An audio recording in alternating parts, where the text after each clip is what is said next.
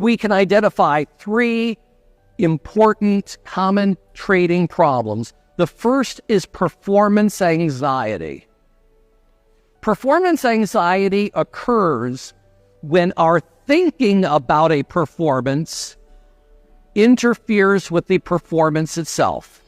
If you start thinking about your profit and loss, and you think about how much you lost last week, or you think about how much you need to make, part of your mind is thinking about you and money, and part of your mind is focused on markets. But to perform well, you have to be absorbed in the doing. You have to be absorbed in the markets. It's not about you. The markets have nothing to do with you. It's not about your profit and loss. But when we get caught up in negative thinking about our performance, it interferes with our reading of markets. And we start to trade for reasons other than objective opportunity. A second problem, impulsivity. Impulsivity occurs when we act before we think. And most often, we'll be talking a little bit later about triggers, most often it's triggered by frustration. You lose some money on a trade, and what's the first thought that goes through your mind? You want to get it back. And now all of a sudden, you're trading for revenge reasons.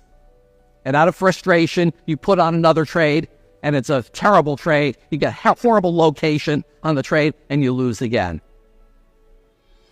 Very different than really mapping out in your head what markets are doing and planning a trade around that. And finally, a third problem that we commonly see among traders, a failure to adapt to changing market conditions. I cannot tell you how many successful traders I've known and worked with who stop becoming successful because they try doing the same thing again and again and again under different market conditions. There are some times where following a trend works, and there are some market conditions where trend following will not work. These trading problems and challenges boil down to an issue of control. Most psychological challenges with trading boil down to either being under-controlled on one hand or over-controlled on the other. On one hand, we have the impulsive trader, that's the under-control, who loses control out of frustration, out of a fear of missing moves.